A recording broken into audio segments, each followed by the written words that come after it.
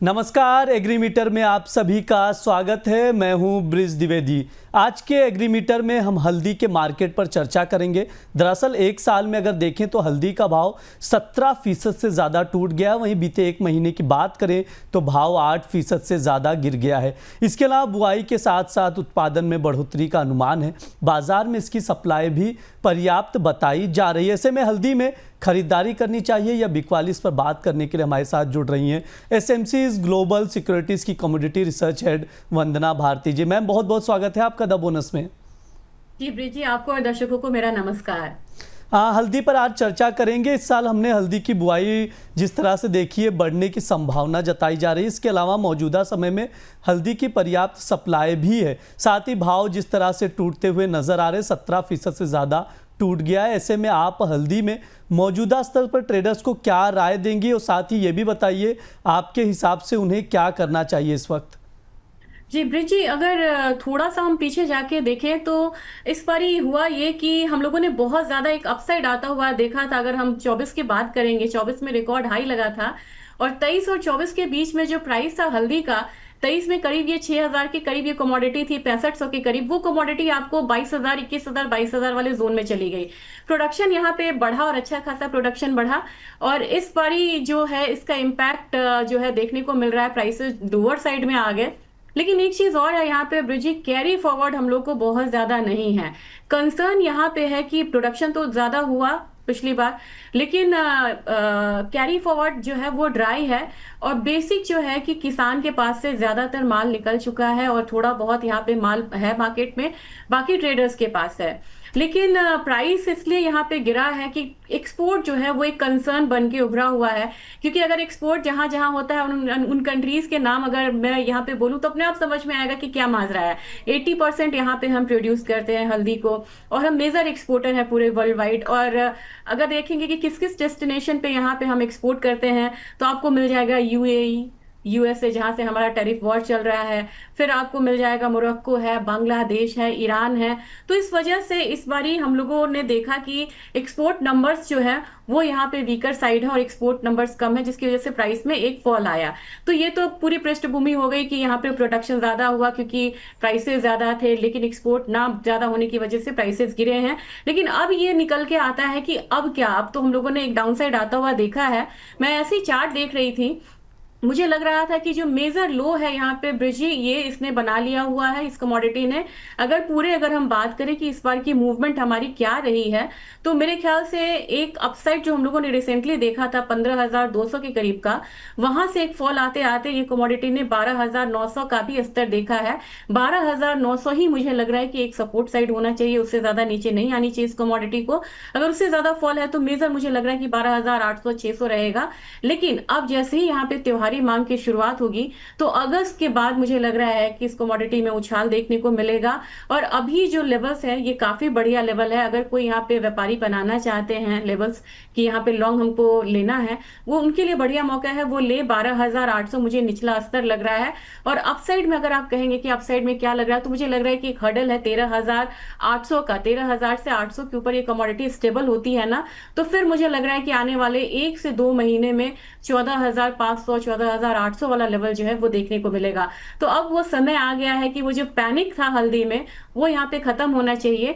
थोड़ा 1 महीने दिन का टाइम फ्रेम रहेगा, उसके बाद ये कमोडिटी मतलब महीने क्या 15-20 दिन में ये कमोडिटी ऊपर होती हुई नजर आएगी। जी बिल्कुल। जो जानकारी निकल कर आ रही, जैसा कि मैम ने बताया, हल्दी की कीमतों में 1 से 1.5 महीने या 15 से 20 दिन के बात करें उसके ऊपर कीमतों में उछाल देखने को मिल सकता है। वहीं वित्त वर्ष 2025 में हल्दी का उत्पादन करीब 12 लाख टन होने का अनुमान है। उत्पादन बढ़ने के अनुमान के साथ ही 2024-25 में इसके निर्यात में भी करीब 9% की बढ़ोतरी देखने को मिली है। निकट भविष्य में हल्दी का निर्यात कैसा रह सकता है, मैम इसको भी जरा समझाइए हमारे ट्रेडर्स के लिए। मुझे लग रहा है कि अब धीरे धीरे ब्रिजी, जैसे जैसे यहाँ पे अभी जापान से यहाँ पे टैरिफ वॉर पे मतलब डील हुआ, यहाँ पे ट्रेड डील हुआ, फिर धीरे धीरे कंट्रीज से होगा। बांग्लादेश से हमारे संबंध थोड़े से खराब हुए यहाँ पे, उसका भी एक इम्पैक्ट आता हुआ दिख रहा है। तो मुझे लग रहा है कि ये ट्रेड रिलेशंस का एक बार थोड़ा सा छटता है, और जैसे ही नीड बेस्ड बाइंग आएगी तो मुझे लग रहा है कि एक्सपोर्ट का जैसे ट्रिगर आएगा टर्मरिक में, वैसे ही यहाँ पे एक अपसाइड मूवमेंट जो है वो लेना शुरू करेगा। तो मुझे लग रहा है कि ये वाला समय जो सीजनैलिटी के हिसाब से अगर आप देखिएगा तो आपको ये मानसून से शुरुआत होती है इसकी, फिर फेस्टिवल सीजन आता है, फिर हमारा आ जाता है शादियों वाला समय, और फिर आता है हमारा विंटर सीजन। तो ये जो सीजन है ये लगातार कमोडिटी की डिमांड को यहाँ पे बढ़ाता हुआ नजर आएगा। और इसमें मुझे लग रहा है कि एक्सपोर्ट्स में आने वाले महीने में 3-4 महीने की बात की जाए तो मुझे लग रहा है कि कम से कम यहाँ पे 7-8% का जो उछाल है वो देखने को मिल सकता है, और वहीं से आपको मेजर ट्रिगर जो है टर्मरिक प्राइसेस में देखने को मिलेगा। अगर सीजनैलिटी के हिसाब से यहाँ पे हम देखें तो मुझे लग रहा है कि टर्मरिक प्राइसेस अगस्त और सितंबर 2 महीने में अच्छा खासा बढ़ सकता है। जी बिल्कुल, लॉन्ग टर्म नज़रिए से अगर देखें तो हल्दी की कीमतों में उछाल दिखाई दे सकता है, ऐसा मैम का कहना है। हालांकि मैम अगर शॉर्ट टर्म में देखें इसके प्राइजेस का आउटलुक कैसा रहेगा घरेलू बाजार में, ऑलरेडी आपने बहुत सारी जानकारी शेयर कर दी है, फिर भी समझना चाहेंगे अलग से ही कि घरेलू बाजार में हल्दी की डिमांड कैसी रह सकती है, इसको थोड़ा सा समझाइए मैम। मुझे लग रहा है कि अभी करंट ट्रिगर की बात करें ब्रिजित, तो यहाँ पे सोइंग का ही है मेन, तो ये खरीफ फसल है। खरीफ फसल है, एमएसपी इसका हायर साइड है। दूसरी बात यह है कि अभी हम लोगों ने जिस तरीके की सोइंग होती हुई देखी, और मानसून नॉर्मल है, नॉर्मल मानसून में यहाँ पे बुआई जो है वो आंकड़े ज्यादा ही निकल के आ रहे हैं। ओवरऑल देखा जाए एक्सपेक्टेशन जो आ रही है वो बढ़ के आ रही है कि अगला जो उत्पादन होगा वो ज्यादा यहाँ पे होना चाहिए। तो मेरे ख्याल से एक वही प्रेशर जो है वो मिलता हुआ नजर आ रहा है।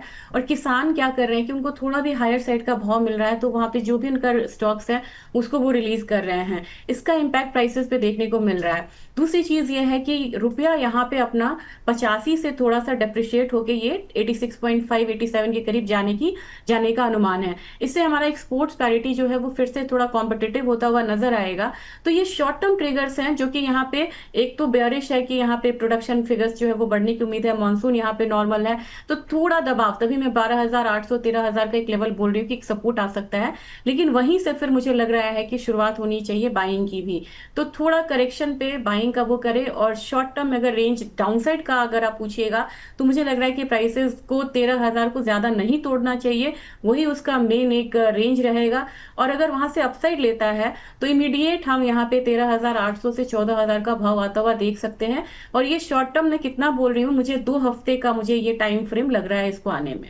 जी बिल्कुल, 2 हफ्ते में कीमतों में उछाल देखने को मिलेगा, यानी थोड़ा सा अगर करेक्शन आता है तो बाय ऑन डिप की स्ट्रैटेजी अपनाकर चल सकते हैं, ये मैम की राय है। मैम आखिरी सवाल रहेगा, आपके टॉप एग्री कॉल्स क्या रहेंगे? आज तो ब्रिजी मुझे लग रहा है कि मुझे टर्मरिक में ही देना चाहिए। और यहाँ पे बाइंग जो है एक टेक्निकल लेवल से ऊपर आती है, 13,250 से ऊपर हो, अगस्त कॉन्ट्रैक्ट है, वहां पे बाइंग करनी चाहिए। 13,500 का टारगेट, स्टॉप लॉस होगा 13,150 का। दूसरी कमोडिटी यहाँ पे धनिया है, स्पाइसेस काउंटर में ही, वहां पे प्रोडक्शन कम है, अच्छा यहाँ पे मांग भी है, तो 7685 पे बाइंग का सलाह है। 7750 का टारगेट होगा, स्टॉप लॉस लगाना होगा 7650 का। जी बिल्कुल, धनिया और हल्दी में खरीदारी करके चल सकते हैं जिस तरह से ट्रेडिंग कॉल से। जैसे धनिया में अगस्त कॉन्ट्रैक्ट में आप 7,685 पर खरीदारी करें, स्टॉप लॉस लगाएं 7,650 का, टारगेट होगा 7,750 का लेकर चल सकते हैं। यहाँ पर बाय कॉल दिया गया। वहीं टर्मरिक की बात करें, इस पर हमने विस्तार से चर्चा भी की, जिस तरह से मैम ने बताया आने वाले समय में 15 से 20 दिन में कीमतों में उछाल दिखाई देगा। टर्मरिक की बात की जाए 13,250 पर आप खरीदारी करके चल सकते हैं, स्टॉप लॉस लगाना है 13,150 का, जो टारगेट होगा 13,500 का लेकर चल सकते हैं। ध्यान रहे जब भी आप लोग ट्रेड करें, जो भी ट्रेडर्स हैं, स्टॉप लॉस ज़रूर लगाएं। वापस मैम जिस तरह से आपने कॉल्स दिए हैं, इतनी सारी आप जानकारी भी साझा की है, कोई डिस्क्लेमर भी रहेगा आपकी ओर से? जी ब्रिजी, ये बहुत इंपॉर्टेंट है। मेरे पर्सनल कोई ट्रेडिंग नहीं होती है कमोडिटी में, लेकिन कंपनी में क्लाइंट्स की मेरी सलाह पे पोजीशंस हो सकती हैं। जी मैम, बहुत बहुत शुक्रिया मैम, इतनी सारी आप जानकारी लेकर आते हैं। लगातार हम लोग एग्रीमीटर्स में आपसे आगे भी बातचीत करते रहेंगे। आज के लिए बहुत बहुत शुक्रिया आपका। नमस्ते।